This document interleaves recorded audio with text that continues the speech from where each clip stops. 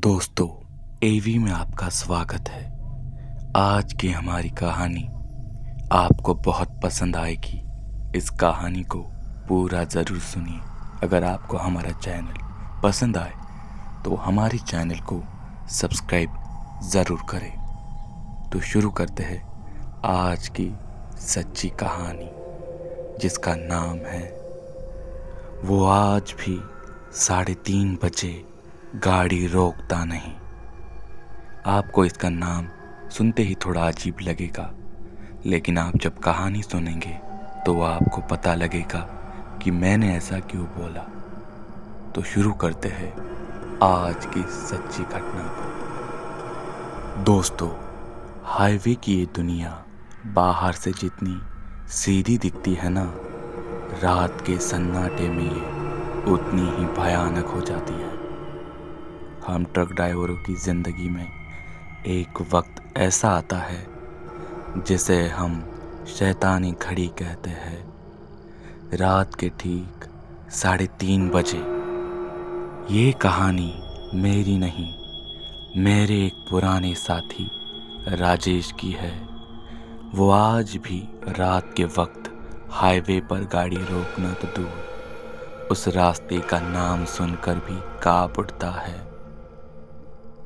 तारीख थी 14 नवंबर। राजेश अपने 12 चक्के वाले ट्रक में मार्बल लाद कर उदयपुर की ओर बढ़ रहा था। रात का सन्नाटा गहरा था और हेडलाइट की रोशनी घने कोहरे को चीरने की नाकाम कोशिश कर रही थी। तभी उसके घड़ी में सुइयां एक जगह आकर टिक गई। 3:30। राजेश को जोरों की भूख लगी थी। तभी अचानक उसे सड़क के किनारे एक छोटा सा ढाबा दिखाई दिया। अजीब बात ये थी कि उस सुनसान जंगल में वो ढाबा कैसे आया, ये राजेश ने सोचा ही नहीं। भूख दिमाग पर हावी थी।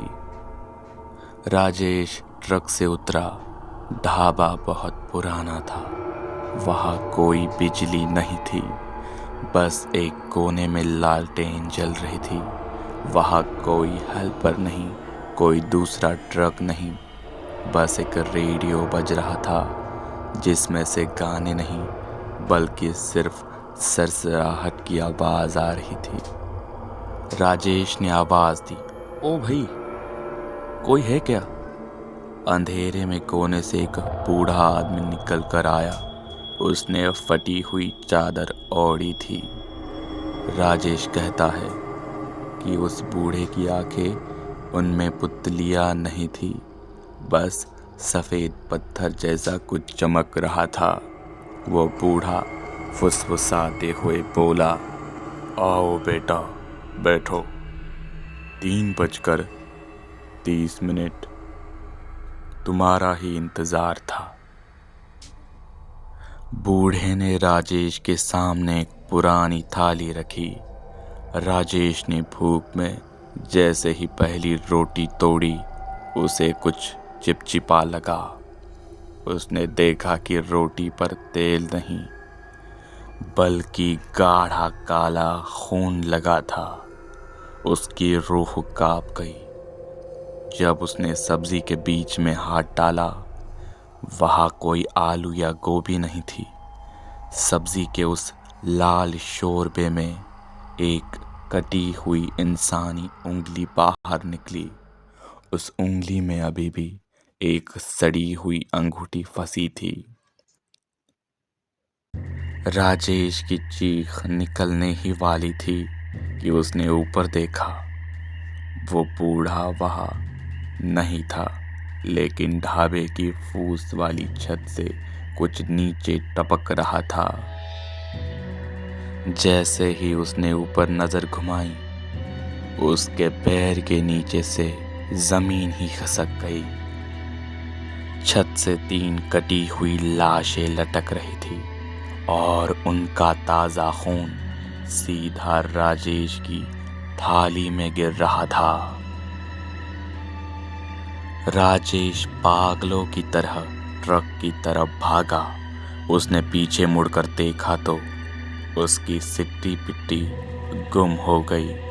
वो बूढ़ा अब सीधा खड़ा नहीं था, बल्कि किसी जानवर की तरह चारों पैरों पर रेंगते हुए बहुत तेज रफ्तार से ट्रक की तरफ आ रहा था।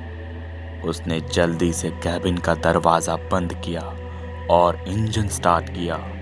जैसे ही उसने साइड मिरर में देखा, वो बूढ़ा ट्रक के शीशे पर चिपका हुआ था। उसका चेहरा शीशे के एकदम करीब था। उसका जबड़ा इतना बड़ा खुल गया जैसे वो पूरे ट्रक को चबा जाएगा। राजेश ने उस रात पीछे मुड़कर नहीं देखा। जब सुबह सूरज निकला तब उसने ट्रक रोका।